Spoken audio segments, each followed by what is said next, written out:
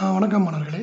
இன்னைக்கு இந்த கிளாஸ்ல நம்ம என்ன பார்க்க போறோம்னா, முக்கியமான அடிப்படையான சில விஷயங்கள வந்து நீங்க தெரிஞ்சுக்கணும். அதுக்காக சொல்றேன். மியூச்சுவல் ஃபண்டில் நீங்கள் தெரிந்து கொள்ள வேண்டிய அடிப்படை வார்த்தைகள். ஸோ இந்த வார்த்தைகள் தெரிஞ்சுச்சுன்னா உங்களுக்கு யூஸ்ஃபுல்லா இருக்கும் ரொம்ப.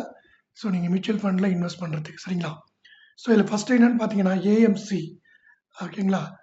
Asset management company. அதாவது நம்ம போடக்கூடிய பணத்த மொத்தமா நிர்வாகம் பண்ணக்கூடியது இவங்க தான். சரிங்களா?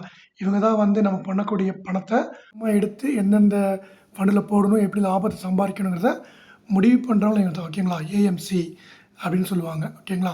அதுக்கப்புறமா என்ஏவி ஓகேங்களா? Net asset value. இந்த நெட் அசெட் வேல்யூ அப்புறம் என்னென்னு பார்த்தீங்கன்னா, இன்றைக்கி வந்து ஒரு மியூச்சுவல் ஃபண்டில் நீங்கள் வந்து அமௌண்ட் போடுறீங்க அப்படின்னா, இன்றைக்கி அந்த மியூச்சுவல் ஃபண்டோடைய வேல்யூ எவ்வளவு ஓகேங்களா? அது இன்றைக்கி என்ன ரேட்டில் அது இருக்குது அந்த மார்க்கெட் ரேட்டில் அப்படிங்கிறத நெட் அசெட் வேல்யூ அப்படின்பாங்க. சரிங்களா? ஸோ இது வந்து உங்களுடைய மியூச்சுவல் ஃபண்ட் ஆப் வரும்போது நான் தெளிவாக காட்டுறேன். ஓகேங்களா? அடுத்தது எக்ஸ்பென்ஷன் ரேஷியோ. ஏற்கனவே சொன்னது தான் உங்களுக்கு. எக்ஸ்பென்ஷன் ரேஷியோங்கிறது என்னன்னு பார்த்தீங்கன்னா, நம்ம போடக்கூடிய பணம் இருக்குது இல்லைங்களா? அந்த பணத்துக்கு ஒரு ஃபண்டு மேனேஜர் ஒர்க் பண்ணுவார். அந்த ஃபண்டு மேனேஜருக்கு நம்ம கொடுக்கக்கூடிய ஒரு சம்பளம் மாதிரி வச்சுங்களேன். அதுக்கான அளவு தான் என்னது எக்ஸ்பென்ஷன் ரேஷியோ அப்படிங்கிறாங்க. ஓகேங்களா? அவங்க வந்து எக்ஸ்பென்ஷன் ரேஷியோ மேக்ஸிமம் கம்மியாக உள்ள ஃபண்டாக தான் நம்ம சூஸ் பண்ணி முதலீடு பண்ணணும். சரிங்களா?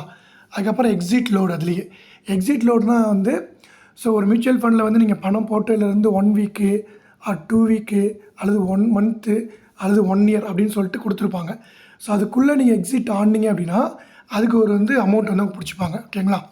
ஸோ அந்த மாதிரி வந்து எக்ஸிட் லோடு கனெக்ட் பண்ணுறது வந்து நம்ம எவ்வளோ சீக்கிரம் வந்து வெளில வர்றோமோ அவ்வளோ சீக்கிரம் அவங்க வந்து பணத்தை பிடிக்கிறதுக்கு வாய்ப்புகள் இருக்குது. அதனால் வந்து மேக்ஸிமம் நம்ம லாங் டைமில் தான் வந்து இன்வெஸ்ட்மெண்ட் பண்ணணும். ஓகேங்களா? அடுத்தது regular plan or direct plan.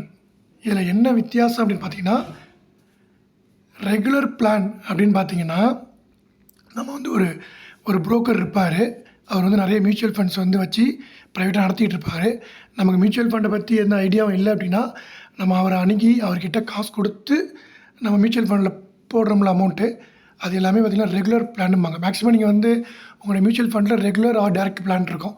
So எல்லாருமே சூஸ் பண்ணுறது பார்த்தீங்கன்னா டைரக்ட் பிளானாக தான் இருக்கும். டைரக்டில் பார்த்திங்கன்னா இந்த எக்ஸ்பென்ஷன் ரேஷியோ வந்து கொஞ்சம் கம்மியாக இருக்கும்.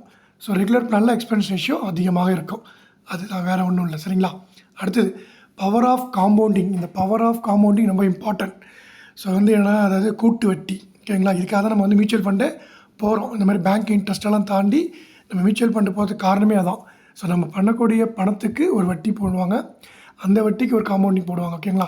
அந்த மாதிரி இன்ட்ரெஸ்ட் போடும்போது இன்ட்ரெஸ்ட் நமக்கு அதிகமான இன்ட்ரெஸ்ட் கிடைக்குங்கிறதுனால தான் நம்ம மியூச்சுவல் ஃபண்டை சூஸ் பண்ணுறோமே. சரிங்களா? ஸோ அடுத்தது பார்த்திங்கன்னா வந்து to not be affair market deadline. நீங்கள் மார்க்கெட்டை பார்த்து எப்போதுமே வந்து ஒரு பயப்படக்கூடாது. அதாவது ஏன்னா மார்க்கெட் திடீர்னு ஏறுது, திடீர்னு இறங்குது, ஸோ இறங்கும்போது நம்மளுடைய பணம்லாம் வந்து ஸோ ப்ரைஸ்லாம் வந்து குறைஞ்சிருமா அப்படின்லாம் நீங்கள் பார்க்க வேண்டாம். நீங்கள் பாட்டுக்கு இன்வெஸ்ட் பண்ணுற நம்ம ஒரு இன்வெஸ்டர் தான் இப்போதைக்கு. ஓகேங்களா? அதனால் நம்ம வந்து பார்த்திங்கன்னா ஒரு 3 இயர்ஸ் ஆர் 5 இயர்ஸ்க்கு மேலே நம்ம என்ன பண்ண போகிறோம், இன்வெஸ்ட்மெண்ட் பண்ண போகிறோம். சரிங்களா? ஸோ இதில் முக்கியமான விஷயம் அதான் தெரிஞ்சுங்க. நான் இன்வெஸ்ட்மெண்ட் பண்ண சொல்கிறத பற்றி என்னென்னா, உங்கள்கிட்ட அதிகமான காசுகள் இருந்தால் மட்டும்தான். ஸோ அவங்கள வந்து கடன் வாங்கி போட சொல்ல, உங்கள் சம்பளத்தில் வந்து நீங்கள் ரொம்ப கஷ்டப்பட்டெல்லாம் வந்து மியூச்சுவல் ஃபண்டில் இன்வெஸ்ட் பண்ணணும் அப்படிங்கலாம் தேவையே கிடையாது. சரிங்களா? இதில் என்னென்னா, உங்களுக்கு வந்து இப்போ கம்பெனியில் ஒர்க் பண்ணுறீங்க, ஸோ எனக்கு சம்பளம் கிடைக்கிது, ஸோ இது எனக்கு சேவிங்ஸ் கொஞ்சம் கிடைக்கிது அப்படின்னா அந்த காசை உள்ளே போடுங்க. நீங்கள் ஓட்டிலாம் பார்ப்பீங்க, அந்த மாதிரி அமௌண்ட் இருந்தாலும் அதையும் நீங்கள் மந்த்லி ரொம்பலாம் வேண்டாம்.